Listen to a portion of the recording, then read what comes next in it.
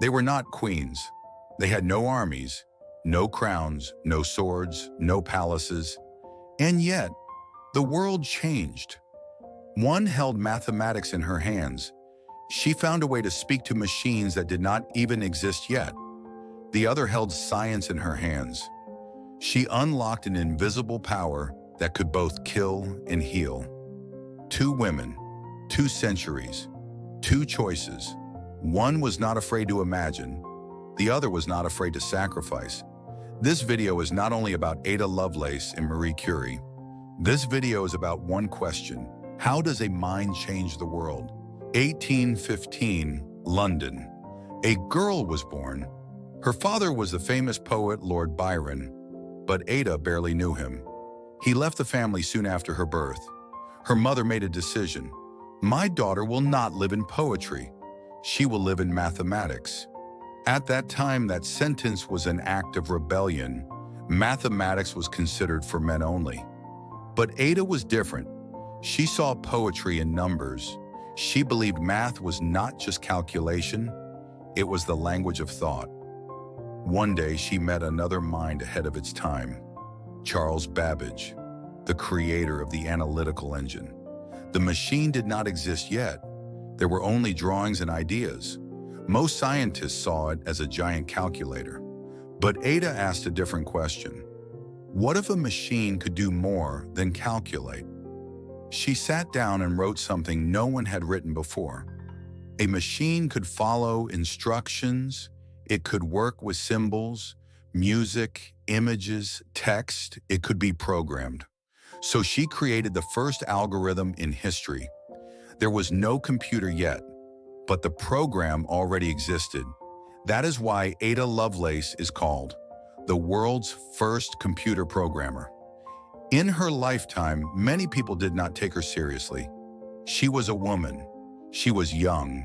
She was too far ahead of her time. Ada died at the age of 36. For decades, the world forgot her. Then the computer age began. Scientists opened her notes and realized the foundations of computer science were already written by Ada. Today, programming artificial intelligence apps all grow from one idea. A machine does not only calculate, it can process thought. The first person to say that was Ada Lovelace. She proved something simple and powerful. When doors are closed, you don't always need to shout to change the world. Sometimes history is changed not on battlefields, but in a quiet room by a woman writing a sentence. This is possible. 1867, Warsaw. A little girl named Maria was born. In her country, women were not allowed to attend university, but she already knew one thing: I must study. She attended secret underground classes. She read books late at night under blankets. Laws and bans did not stop her.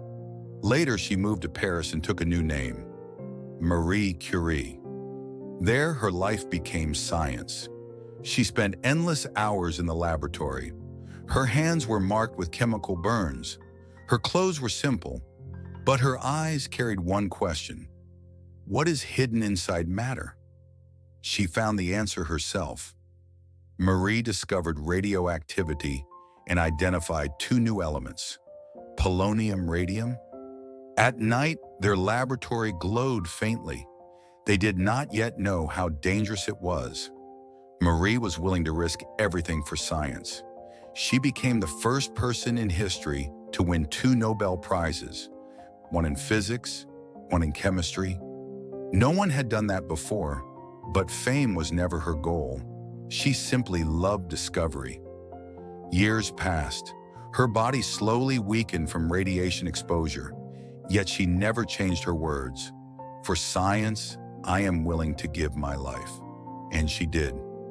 Today, when an X-ray is taken, when cancer is treated with radiation therapy, whenever invisible forces in medicine are used, the legacy of Marie Curie is there. Her story is not only about science, it is about a woman who believed in knowledge more than in fear. She proved that doors may be closed, rules may be written against you, but when there is courage and curiosity, science has no borders. Sometimes the world is not changed by armies or kings, but by a quiet laboratory in a single sentence. I will continue. History holds thousands of scientists and thousands of discoveries, but sometimes the lives of two people meet across time at the same idea. Ada Lovelace and Marie Curie, different eras, different sciences, different lives. So what connects them? First, barriers. In their time, there was no seat at the scientific table for women. They were expected to stay quiet, but they did not. Ada Lovelace thought about the future.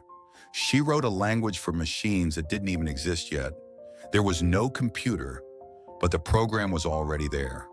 Marie Curie saw the invisible. She discovered radioactivity and turned hidden power into light. She risked her own life for science. The greatest thing that connects them is simple. They did not wait for permission. No one told them, go and change history. They simply went. They were also connected by loneliness, being the only woman in the room, not being taken seriously, hearing you can't again and again, and quietly returning to work anyway. They proved something. Science is not measured by suits, but by courage. Genius does not begin with shouting. It begins with a question. Ada opened the mechanics of thought. Marie opened the secrets of matter. One wrote the language of the future. The other opened the medicine of the future. And most importantly, they did not just change their own lives. They changed how the world sees women in science. Today, when a girl dreams, walks into a laboratory, or writes code on a computer, their footprints are there. What connects them is simple. They chose knowledge over fear.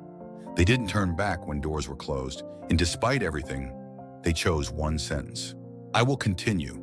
They are both geniuses, but their genius was not the same. Ada Lovelace and Marie Curie reached the summit of history, but they climbed very different paths. Ada Lovelace was a scientist of ideas. Her tools were paper and imagination. She dreamed about the future. She wrote a language for machines that did not yet exist. Her work was mainly theoretical, a revolution that happened inside the mind. Marie Curie was a scientist of laboratories. Her tools were chemicals and glass instruments. She did not study what was visible. She studied what was hidden.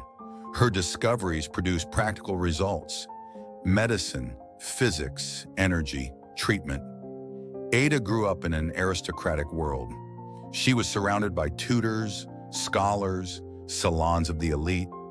Marie came from a modest family. She faced bans and closed doors. In her country, women could not even attend university. She had to fight for every step of her education. Ada Lovelace died young. She never saw her ideas become real machines. Her value was understood only decades later. Marie Curie worked her entire life, stayed in the laboratory, received recognition while she was alive, but paid for it with her health. In simple words, Ada wrote the idea of computers. Marie discovered the reality of radioactivity. One changed the boundaries of thought, the other changed the boundaries of matter. That is what makes them different. Ada Lovelace imagined the future. Marie Curie built the future. And within these differences, one truth remains. Both of them prove that science has no gender.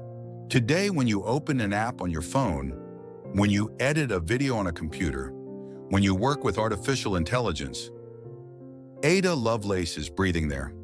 In every line of code, in every algorithm, she reminds us that impossible is only a temporary word.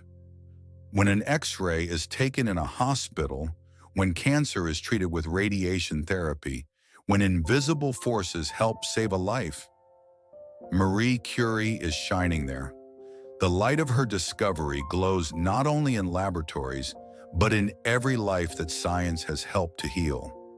They were not statues. They were not miracles. They were human. They felt fear, pain, doubt, and still continued. They did not ask for crowns or thrones or armies. They wanted something far greater. And one day, both of them made the same decision. I will speak from science, not from fear. Yes, there was fear, criticism, rejection, being alone, being wrong, but they chose something stronger. They chose to ask questions. Perhaps that is the real moment the world changes. Not when cannons fire, but when a page quietly turns in a room late at night. Maybe you also have a dream today. Maybe people are saying, you can't. It's too hard. It's too late. Remember this. They said the same to Ada Lovelace. They said the same to Marie Curie. What made them different was not magic. It was that they did not turn back. So this story does not end with, they made history. The real ending is, now it's your turn.